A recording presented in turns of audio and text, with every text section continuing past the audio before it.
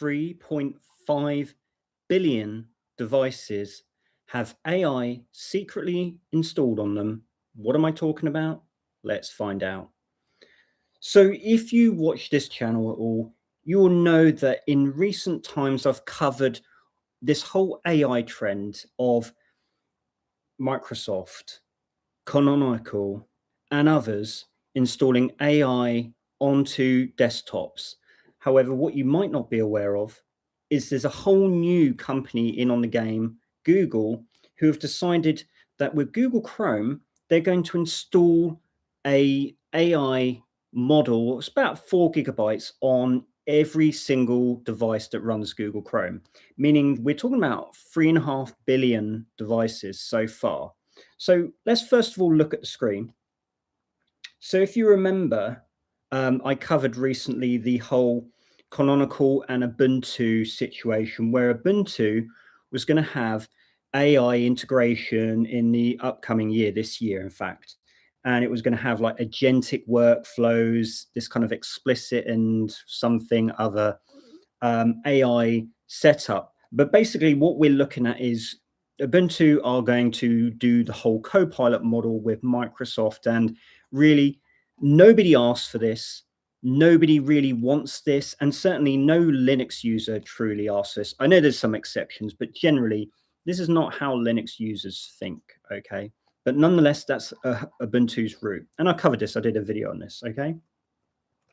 So what's happening now then? Why is after Microsoft, as Microsoft is the preferred name, and Ubuntu and others that have so badly implemented AI and it's become so unpopular in these devices, why is Google Chrome now following suit? Well, let's have a look at this article. So Guy finds Google Chrome is quietly installing a 4 gigabyte AI model on our devices.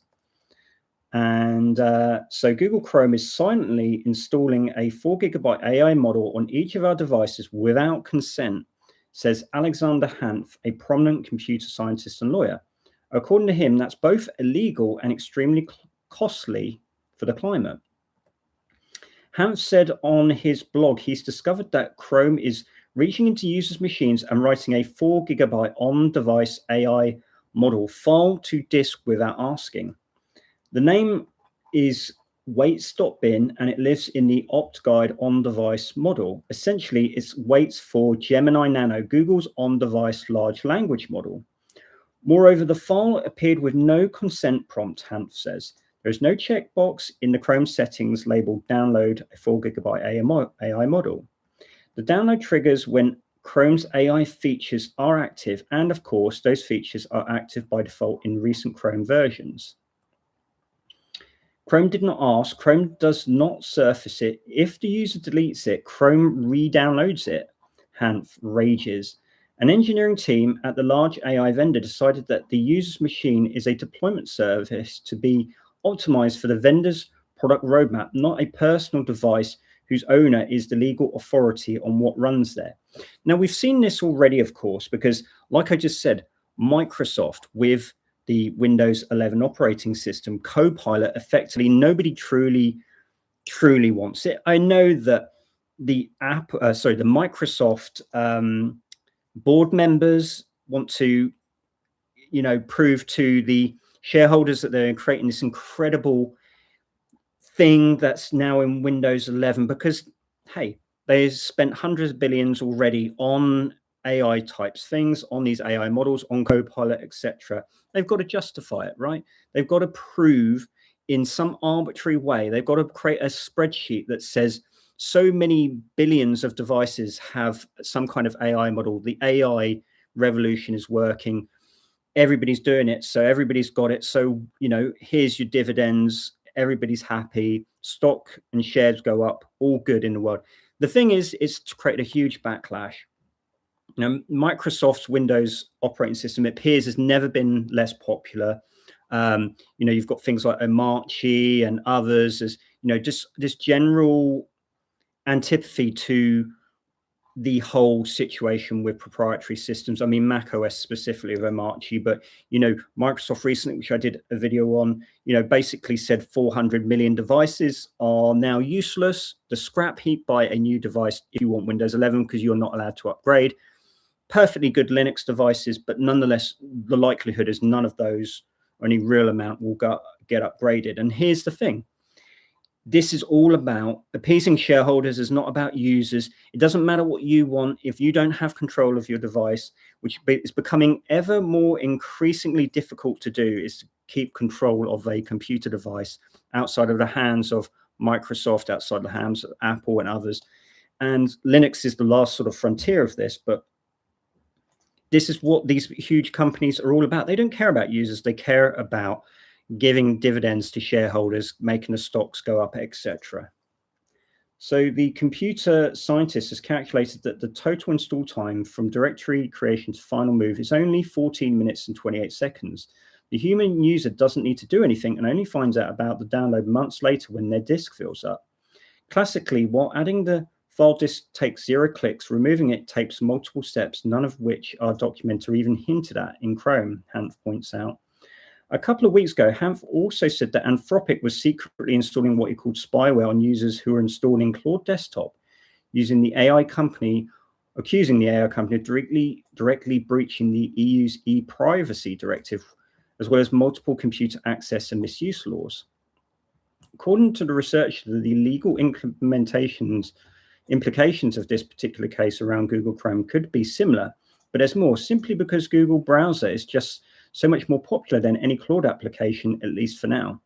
At Chrome's scale, the climate bill for one model push paid in atmospheric CO2 by the entire planet is around 6,000 to 60,000 tons of CO2 equivalent emissions, depending on how many devices receive the push. Well, again, that's one way to look at it. Of course, this has been a big push. I mean, my idea is that, 3.5 billion devices so far are getting this AI model or have got this AI model. So, there's another way to measure it that, is without consent. This is the environmental cost of one company unilaterally deciding that 2 billion people's default browser will mass distribute a 4 GB binary they did not request. Now, 2 billion is an underestimate. I'll show you why in a minute. All Google have done is ask the researcher believes. All Google should have done is ask the researcher believes. Here's how the choice could have been presented to the user. Chrome would like to download a 4 GB AI model file to your device to power the following features. Allow, skip, decide later.